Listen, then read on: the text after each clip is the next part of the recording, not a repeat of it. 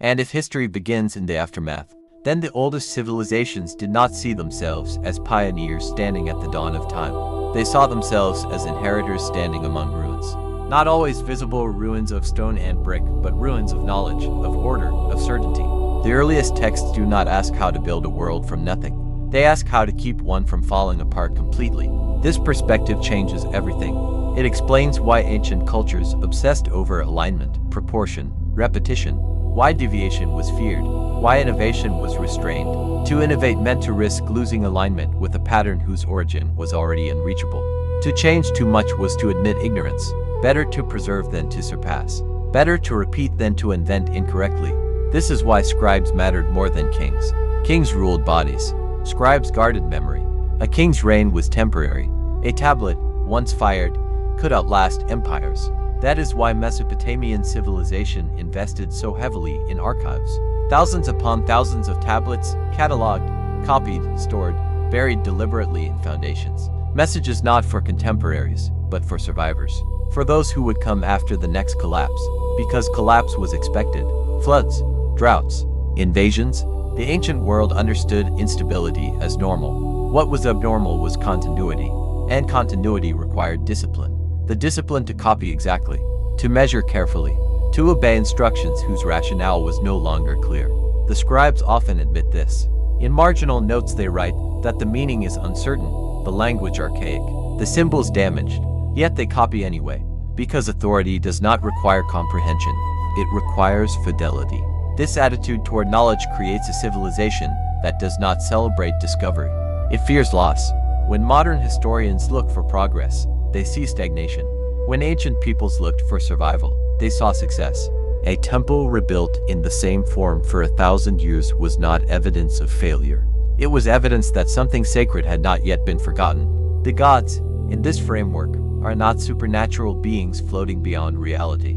They are placeholders for an order that once functioned more directly. Whether literal or symbolic, they represent a time when systems were coherent, when governance extended beyond human limitation. Their withdrawal marks the moment responsibility shifted downward.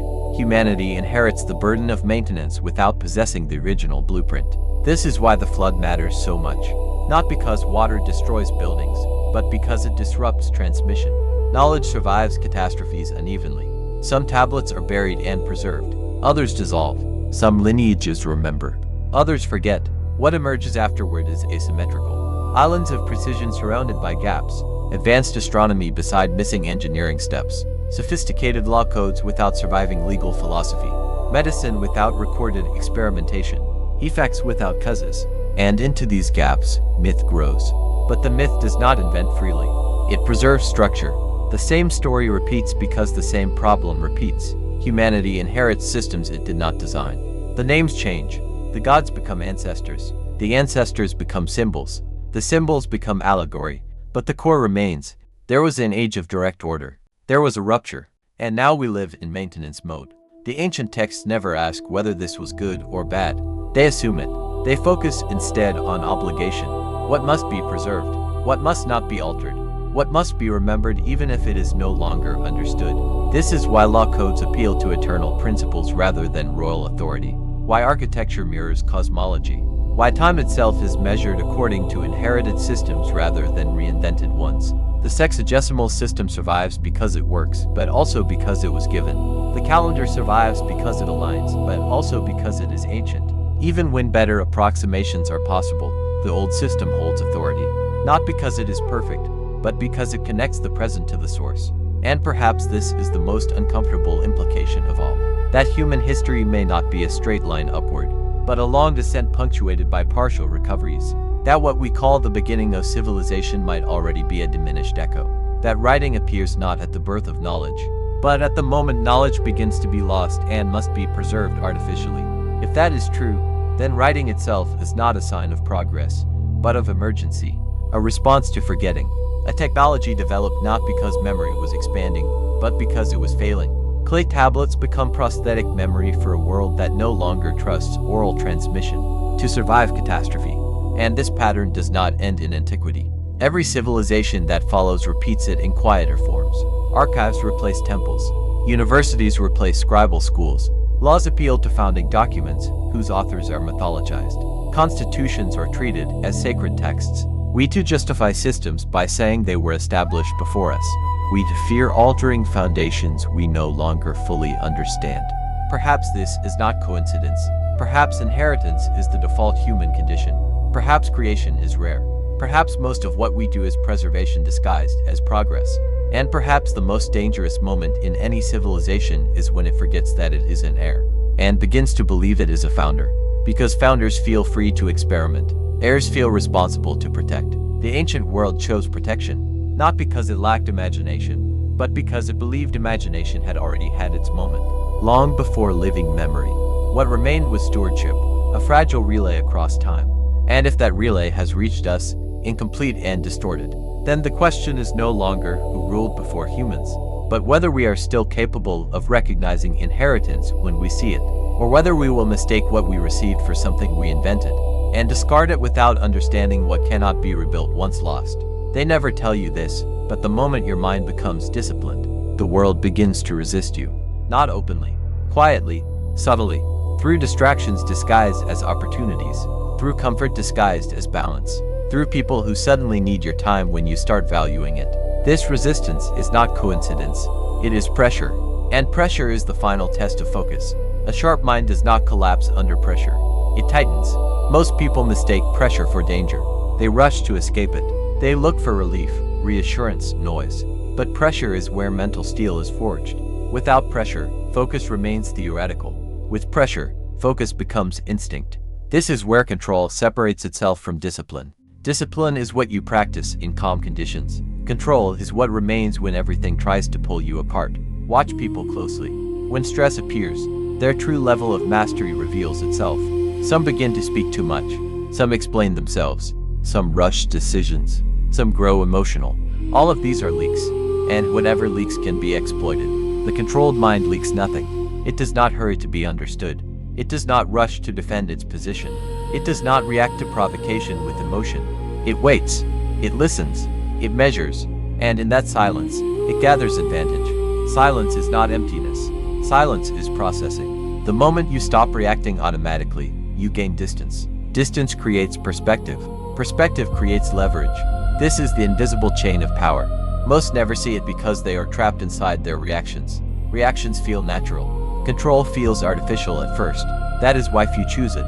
But what feels artificial today becomes instinct tomorrow through repetition. Every time you pause instead of reacting, you reinforce authority over yourself.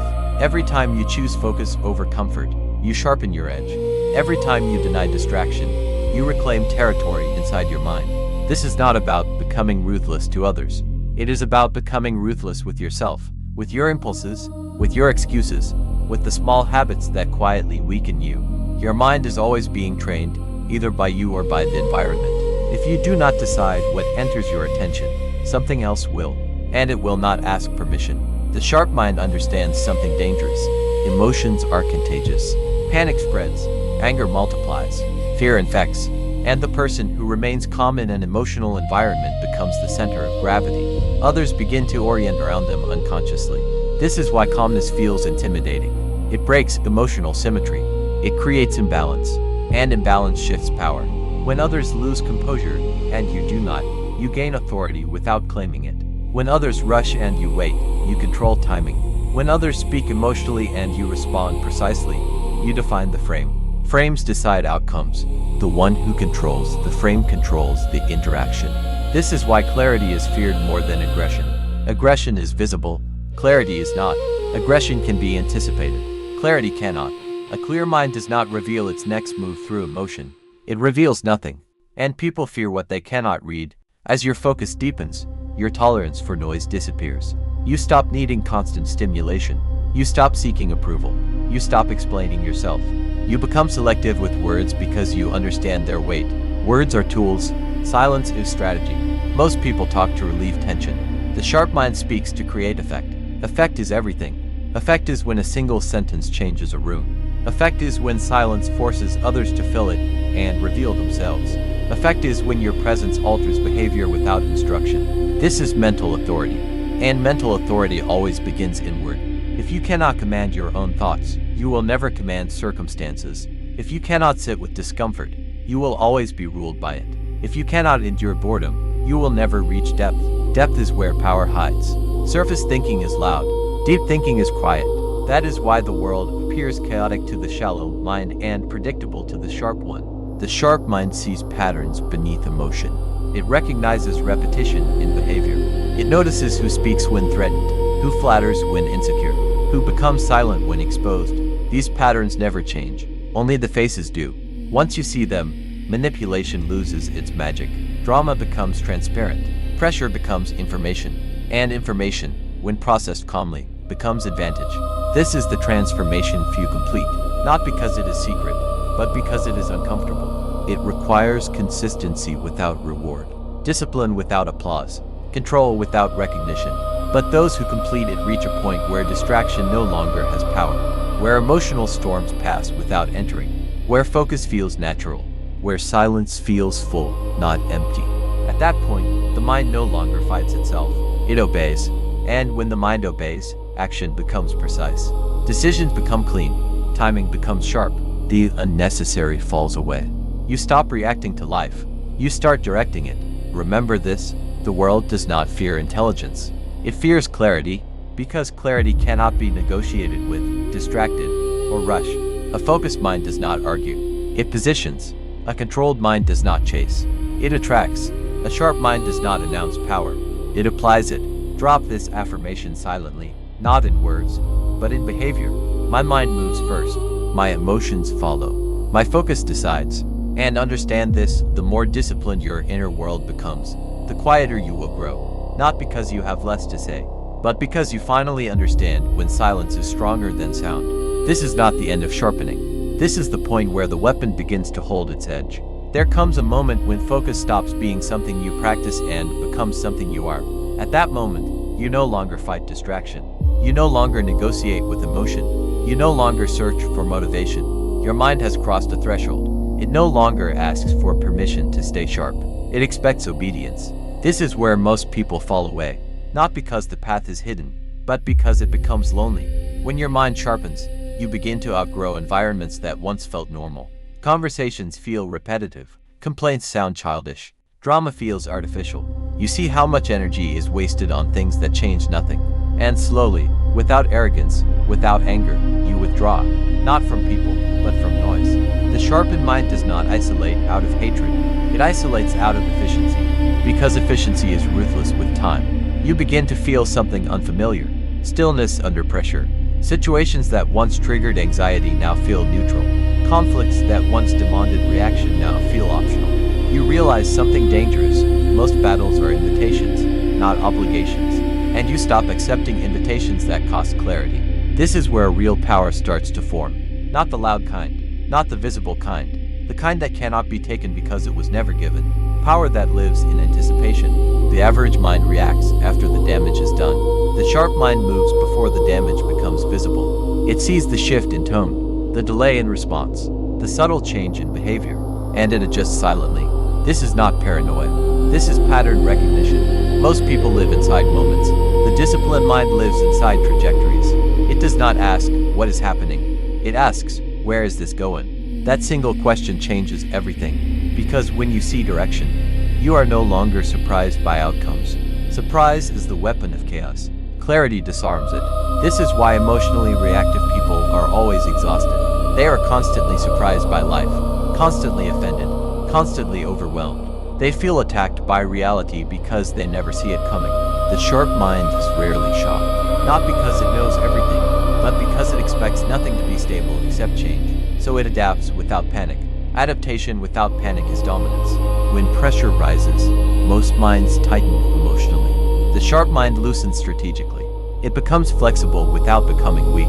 It bends without breaking. It allows emotion to pass through without sticking. Emotion is weather. Focus is climate. You do not build your life around weather. You build it around climate.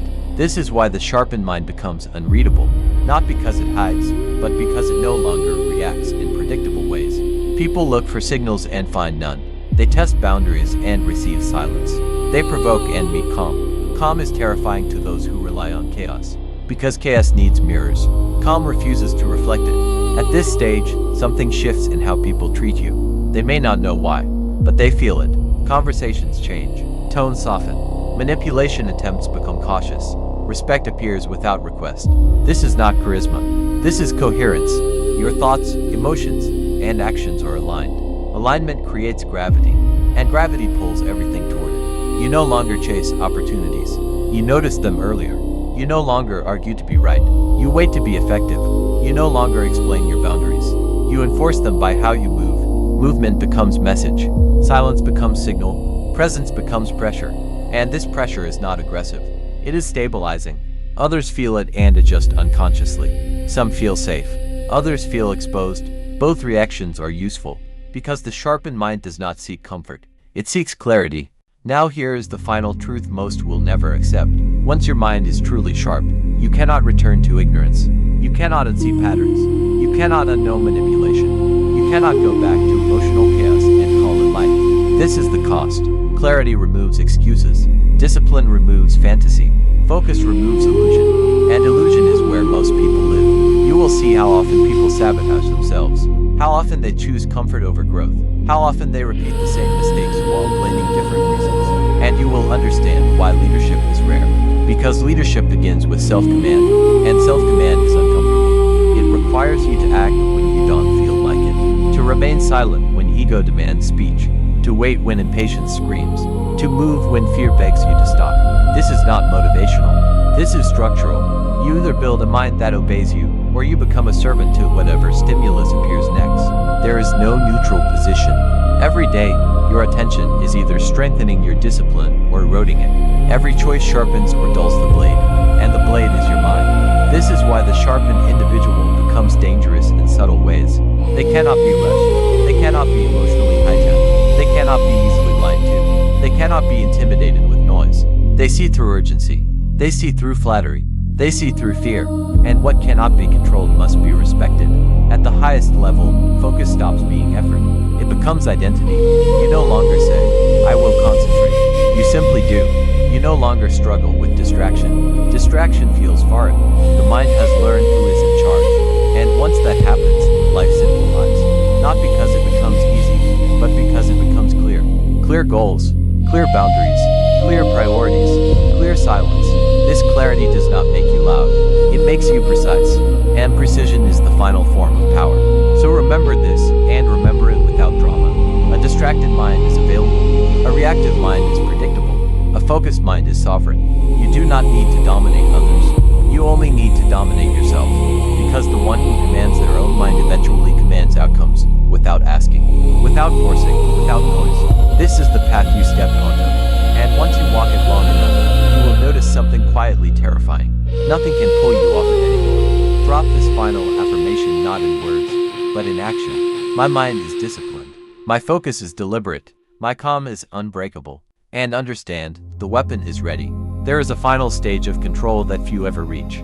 It is not about strength, not about intelligence, not even about discipline. It is about absence. The absence of urgency. The absence of emotional noise. The absence of the need to be understood. At this level, the mind no longer reacts because it no longer feels threatened. Nothing pulls it. Nothing rushes it.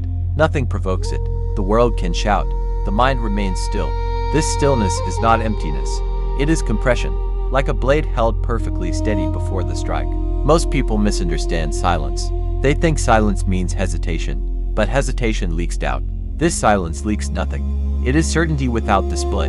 When your mind reaches this state, something changes in how time feels. Moments slow down. Pressure loses urgency. Decisions no longer feel heavy. You stop asking what you should do.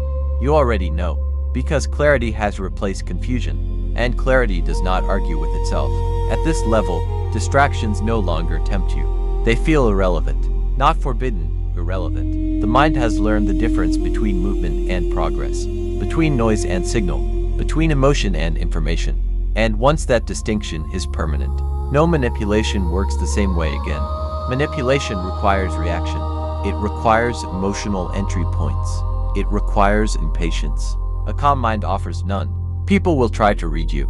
They will watch your face, your tone, your timing, and they will find nothing useful. Not because you hide, but because you no longer leak. This is when power becomes effortless. Not because you dominate situations, But because situations no longer dominate you, the mind does not seek control outward. It radiates it inward, and that radiation shapes the environment quietly. Rooms feel different when you enter. Conversations slow down. People choose words more carefully. They don't know why, but their nervous system feels order. Order is rare, and rarity creates gravity. At this stage, ambition becomes silent.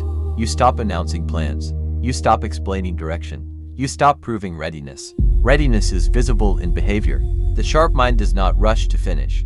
It finishes when others are still preparing. It does not chase outcomes. It positions itself where outcomes pass naturally. This is not patience. This is timing.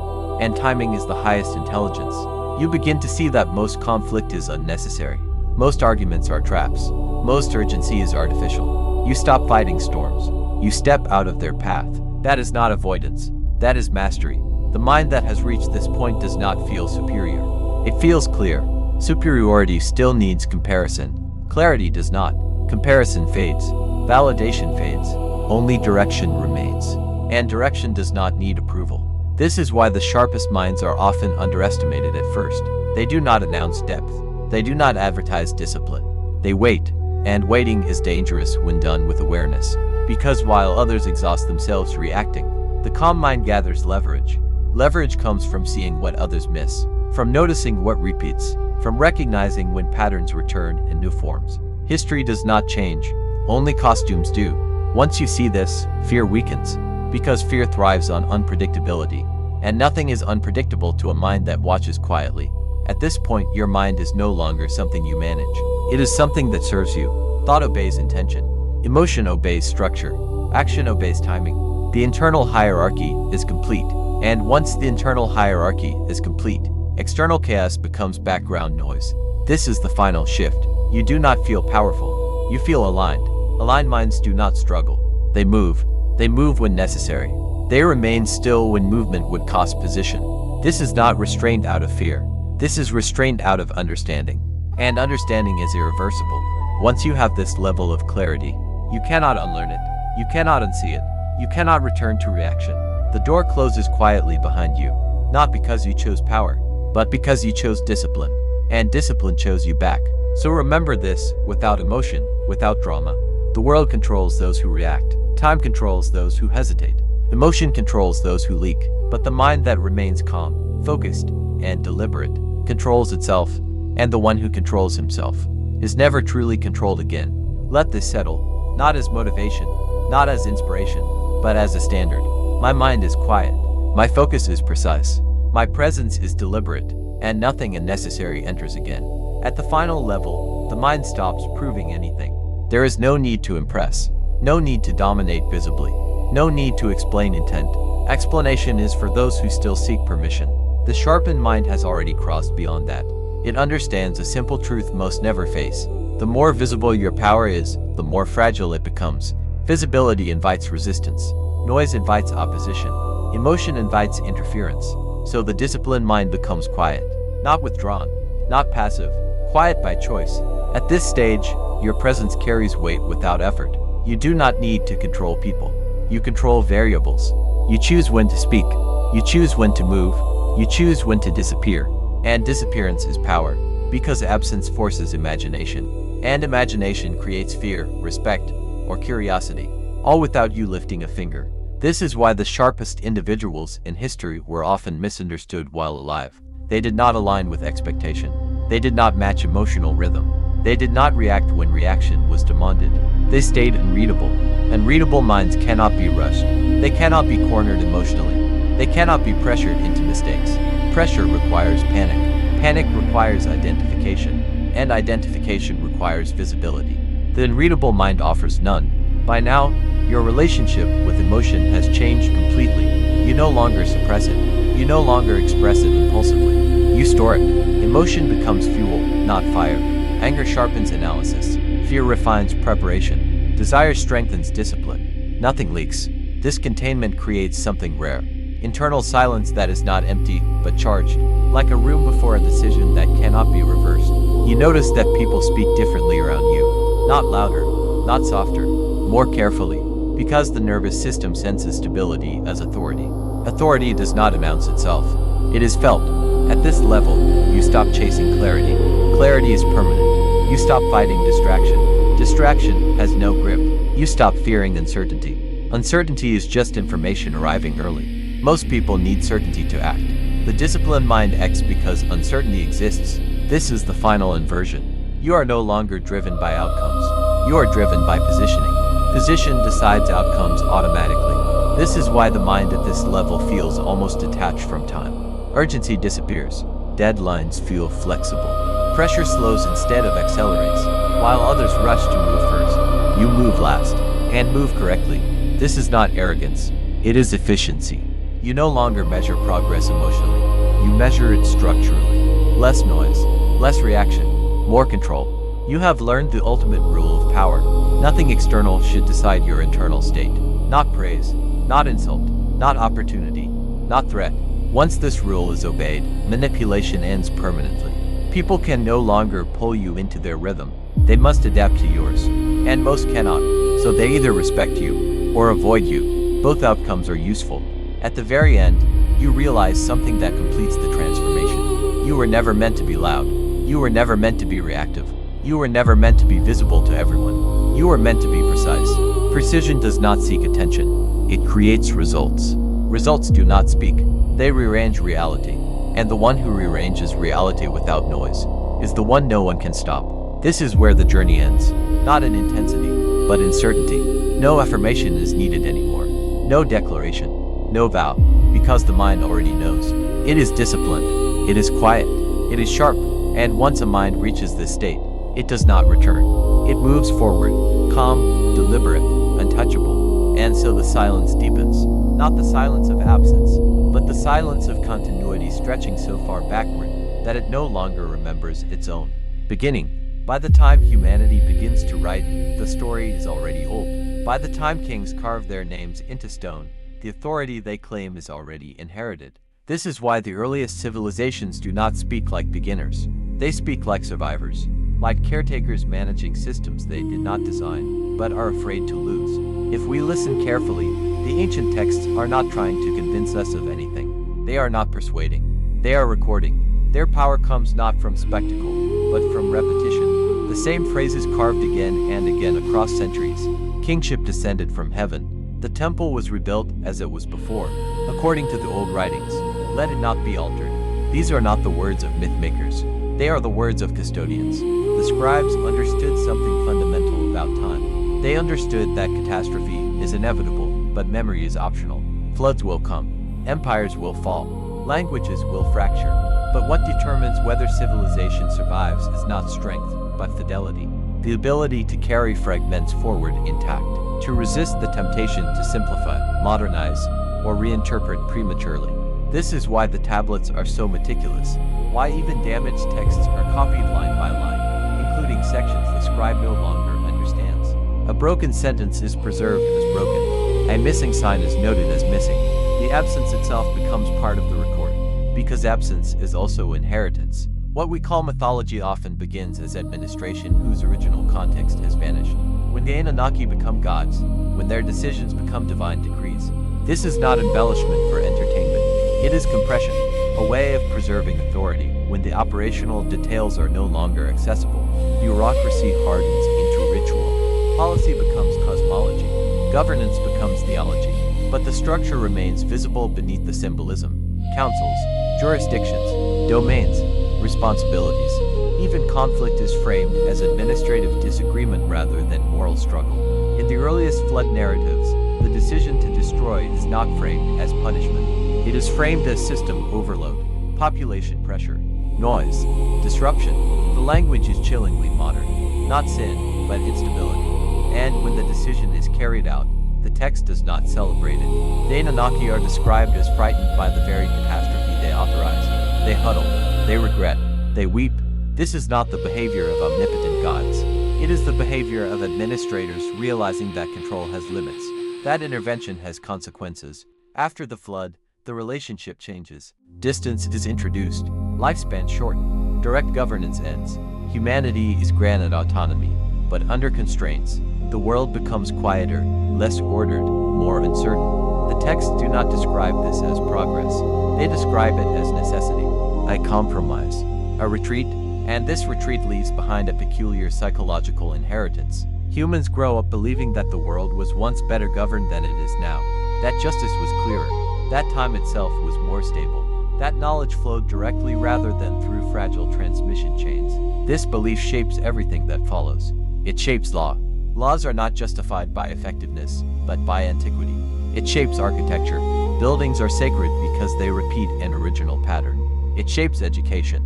Learning is not discovery, but memorization. To know something is to remember it correctly. To innovate is dangerous unless sanctioned by precedent. This worldview produces a civilization obsessed with foundations. Every major building begins with excavation. Kings dig down before they build up. They search for older bricks, older inscriptions, older alignments. Authority is literally underground, buried, and only by uncovering it can legitimacy be claimed. When Nabonidus excavates ancient temples, he does not do so out of curiosity. He does it out of anxiety.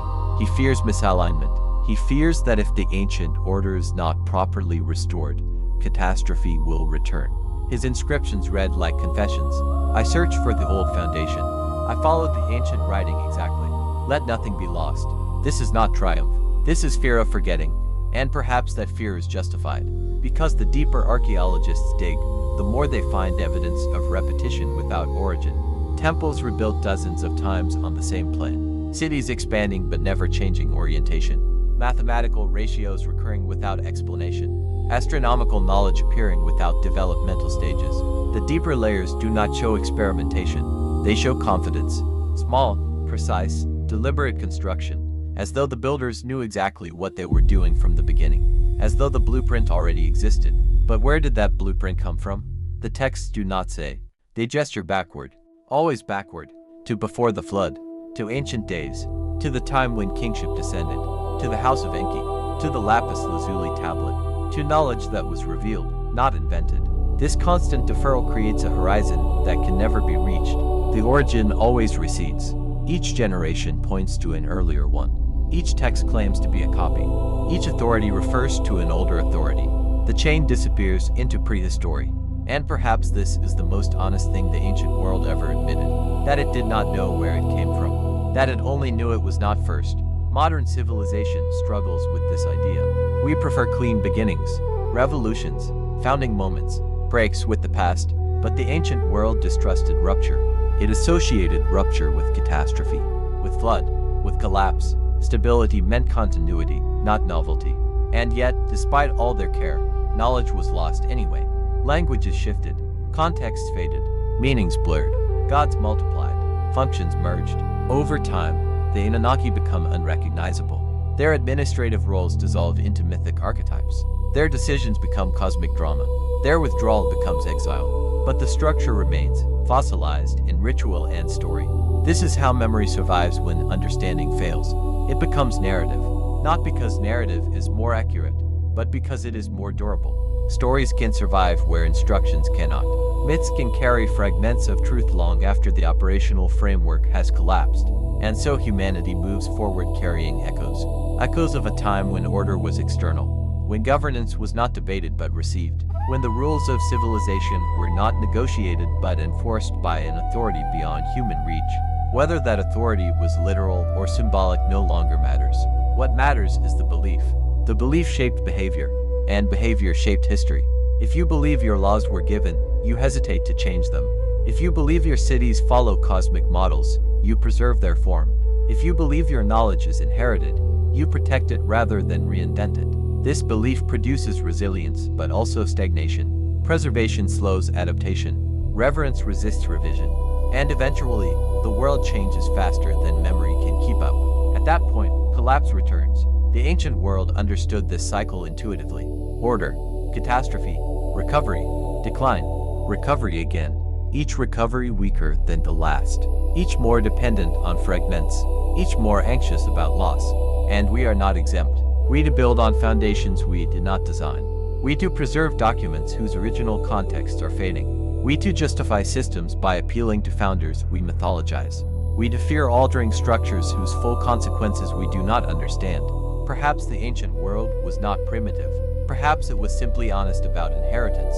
And if we are honest, we must ask ourselves the same question the they asked in silence.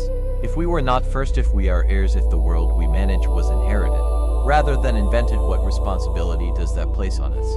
And that responsibility is heavier than creation, because creators are forgiven for mistakes. Heirs are not.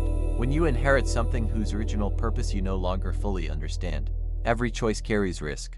Change too much, and you sever the connection to what gave it coherence. Preserve too rigidly, and you freeze a system meant for a different world. The ancient civilizations lived inside this tension constantly. It shaped their politics, their rituals, their fears, and their silence. This is why their histories feel strangely resigned. There is little celebration of progress. Victories are recorded, but rarely glorified. Expansion is noted, but not praised. What matters is continuity. What matters is whether the canal still flows, whether the calendar still runs, whether the temple still stands on its original axis. Success is measured not by growth, but by survival without deviation. Even war is framed this way. Kings justify conquest not as ambition, but as restoration. They claim to return cities to rightful order, to re-establish boundaries that once existed. Violence is excused as maintenance. Chaos is the enemy, not rival rulers. The language is telling. To rule is to keep things from unraveling. The fear of unraveling never leaves the text. It hums beneath them like a low vibration. Flood narratives are copied obsessively. Omens are recorded with precision. Astronomical irregularities are cataloged. Earthquakes, eclipses, strange births, unusual weather, all are signs that order might be slipping. The world is perceived as fragile, dependent on constant attention, and attention requires memory. This is why education in Mesopotamia is not creative. It is conservative. Scribal schools train students to copy before they allow them to compose. Years are spent reproducing signs, phrases, entire tablets word for word. Original writing comes last, and even then, it must follow established forms. Innovation without precedent is suspect. Knowledge is trusted only when it can be traced backward. The same is true of authority. A king without lineage is weak. A law without precedent is dangerous. A building without ancient foundation is illegitimate. Everything must anchor itself in something older. Even the gods must be ancient. New deities rarely appear. Old ones absorb new functions. Continuity is preserved even in belief. And yet, despite all this effort, something keeps slipping away. Languages drift. Pronunciations change. Meanings blur. Scribes begin to copy texts written in forms of the language they no longer speak fluently. They memorize signs whose phonetic values are uncertain. They recite hymns whose metaphors no longer align with lived experience. Ritual continues, but comprehension thins. This is how inheritance decays, not through sudden loss, but through gradual misalignment. The Anunnaki become distant not because they leave again, but because the framework that made them intelligible erodes.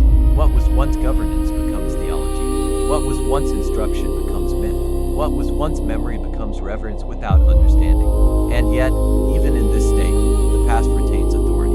People do not abandon it. They cling to it harder. The more opaque it becomes, the more sacred it feels. Mystery becomes proof of depth. Obscurity becomes evidence of importance. If we do not understand it, it must be profound. This psychology is not unique to antiquity. It repeats whenever systems outlive their explanations. But in the ancient world, the stakes were existential. If the calendar failed, crops failed. If the canals collapsed, cities died. If rituals were performed incorrectly, disaster was expected. The belief that order depended on correct repetition created immense pressure. Mistakes were not technical errors. They were cosmic risks. This pressure shaped morality itself. Good behavior was not defined by intention, but by alignment. To be just was to act in accordance with established order. To be evil was to disrupt balance. Sin was not rebellion against divine will, but deviation from inherited pattern. This is why the ancient gods care more about boundaries than about belief. They punish overstepping. They enforce limits. They regulate proportions. Justice is spatial, temporal, and procedural, not emotional. And when humans fail, the punishment is not personal. It is systemic. Flood, drought, famine, collapse. The message is clear. The system has fallen out of alignment. The flood, in this sense, is not an anomaly. It is the ultimate correction. A reset imposed when maintenance fails. The fact that so many cultures remember a flood is less important than how they interpret it. Not as moral judgment, but as structural failure. Too much noise, too much population, too much strain on the system. After the flood, the world is quieter, smaller, lifespan shortened. Ambition contracts. Humanity accepts limits. The text described this not as tragedy, but as adjustment. The system recalibrates. Distance replaces proximity. Memory replaces presence. And from that point forward, civilization operates in a permanent state of after. After the flood, after the gods withdrew, after the age of direct order, everything is reconstruction. This is why the ancient world feels old even at its beginning, why its earliest monuments already look like echoes, why its greatest achievements are framed as restorations. The builders do not feel young, they feel late, and perhaps they were. If we consider the possibility that complex societies existed before, what we call the dawn of civilization, the ancient worldview suddenly makes sense. The fear, the reverence, the obsession with alignment, the refusal to innovate recklessly. These are not the behaviors of people discovering the world for the first time. They are the behaviors of people who believe the world has already ended once. Whether that belief was literal or symbolic no longer matters. It shaped behavior, and behavior shapes material reality. Archaeology shows us cities rising suddenly. Texts show us knowledge appearing complete. Myths show us teachers arriving and leaving. Chronologies show us divine reigns giving way to human ones. Across cultures, the same structure persists, not as proof of a single lost civilization, but as evidence of a shared memory of loss. And loss changes how humans relate to time. When you believe the best lies behind you, you measure progress differently. You do not race forward. You look back. You judge the present by how well it preserves the past. You fear forgetting more than you desire novelty. This produces stability, but also melancholy. A sense that something essential is missing. A quiet nostalgia that seeps into ritual and story. Even when societies prosper, the tone remains subdued. Achievement is tempered by awareness of fragility. This tone is still audible in the tablets, in the way scribes apologize for damaged signs, in the way kings defer to ancient authority, in the way hymns praise order rather than creativity. The ancient world is not exuberant. It is careful, and that carefulness may be its greatest lesson, because inheritance, once recognized, changes how power is exercised. It introduces humility. If you did not create the system, you hesitate to dismantle it. If you do not fully understand it, you proceed cautiously. If you believe it once functioned better than it does now, you prioritize preservation. But inheritance also carries danger. It can paralyze. It can prevent necessary adaptation. It can cause societies to cling to forms long after their substance has faded.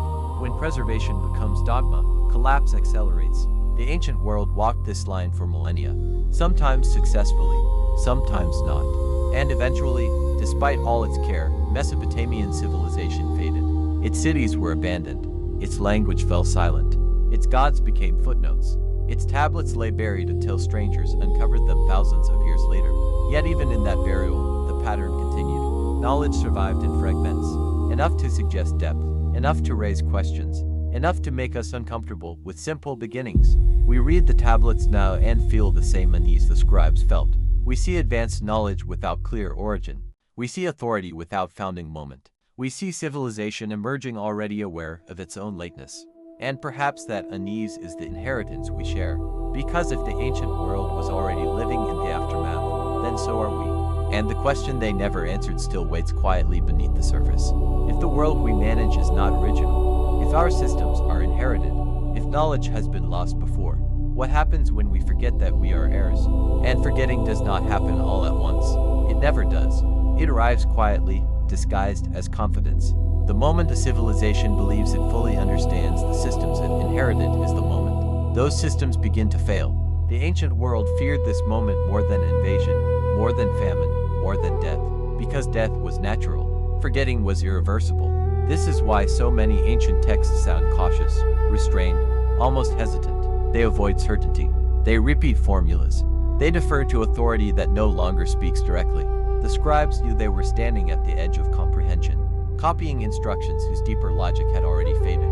And yet they copied anyway, because to stop copying would be to admit final loss. The tragedy of inheritance is not that knowledge disappears, but that it survives without context. A formula without explanation, a ritual without rationale, a law without memory of the conditions that required it. Over time, these fragments harden into tradition. And tradition, once hardened, resists correction even when reality changes. The ancient world lived with this tension constantly. Rivers shifted course, climates changed, Populations grew and shrank, yet the inherited systems remained largely fixed. Calendars drifted, rituals lost alignment, architecture preserved form but not function. The gap between what was done and why it was done widened slowly, almost imperceptibly. And when correction became necessary, it was framed not as innovation, but as restoration. Kings claimed to return to true order.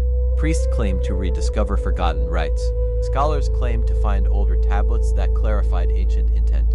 Every adjustment was justified by appeal to the past, even when it was responding to the present. This pattern creates a peculiar blindness, because if every solution must come from behind, the future becomes unimaginable. Possibility narrows. Adaptation slows. The system grows brittle. The ancient texts hint at this brittleness.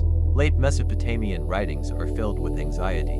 Omens multiply. Apologies to the gods become longer. Ritual precision increases. The fear is palpable. Not fear of enemies, but fear of misalignment. Fear that a single mistake could tip the balance. And eventually, it does. Cities empty. Trade networks collapse. Writing ceases. Archives are abandoned. The careful relay of memory breaks. The tablets fall silent beneath sand and rubble. The world moves on without knowing exactly what it has lost. What remains is absence. Centuries later, new peoples inhabit the same lands. They see ruins but do not know their names. They reuse bricks without understanding inscriptions. They build atop foundations whose orientation they no longer question. The inheritance continues, but unconsciously. Memory becomes material rather than textual. And then, much later still, strangers arrive with shovels. They uncover fragments, broken tablets, half-legible signs, disconnected archives. They reconstruct as best they can. They argue, they hypothesize, they classify, they translate, and in doing so, they experience the same unease the ancient scribes felt, the sense of arriving late, of handling remnants of something already diminished. Modern archaeology does not reveal origins so much as it reveals depth. Each answer exposes another layer of uncertainty beneath it. Each discovery pushes the beginning further back. Writing does not explain knowledge, it preserves it midstream. Cities do not mark invention, they mark reassembly. And so the question quietly returns, stripped of mythology and drama. If civilization appears already formed, if knowledge emerges without visible apprenticeship, if authority is always described as inherited, then what was humanity doing before history began recording itself? The ancient texts do not answer. They gesture, they imply, they preserve the outline of a memory without filling it in. They leave us with silence where certainty should be. Perhaps that silence is intentional, because some knowledge may have been considered too dangerous to preserve explicitly, or too sacred, or too incomplete, or too painful. The flood narratives, whatever their literal basis, function as a warning. A reminder that systems can collapse catastrophically when mismanaged. That proximity between power and population can become unsustainable. That intervention can backfire. In this reading, the withdrawal of the Anunnaki is not abandonment, but restraint. A recognition of limits. A decision to let humanity govern itself, even imperfectly, rather than risk further catastrophe through direct control. If so, then the inheritance humanity received was not a gift of mastery, but a burden of responsibility. The responsibility to maintain balance without guidance, to adapt without templates, to remember without full understanding. And that burden is visible everywhere in ancient culture, in the anxiety of omens, in the reverence for precedent, in the fear of innovation, in the endless copying of old texts, in the reluctance to claim originality. This is not the mindset of creators. It is the mindset of caretakers. And caretakers know that everything they touch is fragile. As we listen to these ancient voices across millennia, perhaps the most unsettling realization is how familiar they sound. We too preserve systems we barely understand. We too rely on infrastructures whose origins are obscured by time. We too treat foundational documents as sacred while arguing endlessly over their interpretation. We too fear unintended consequences of change. And we too live in the aftermath of events we cannot fully reconstruct. The ancient world believed it lived after the flood, after the gods withdrew, after the age of direct order ended. Whether literal or symbolic, that belief shaped everything. It created humility, caution, reverence, and fear. Perhaps our own age will be remembered the same way, as another layer, another recovery, another attempt to maintain inheritance under changing conditions. And perhaps future civilizations will look back at us with the same mixture of awe and confusion, seeing advanced knowledge without clear origins, systems operating without full understanding. monuments whose purposes are debated, records preserved but context lost. They may ask the same question we ask of the ancient world. Were they the first, or did they, too, inherit a world they barely understood? And if inheritance is the true condition of civilization, then the beginning of history is not a moment, but a realization. The realization that we are not standing at the start of the story, but somewhere in the middle, surrounded by echoes. Echoes of order, echoes of loss, echoes of responsibility. And in that quiet realization, the ancient world invites us not to marvel at its mysteries, but to recognize ourselves within them.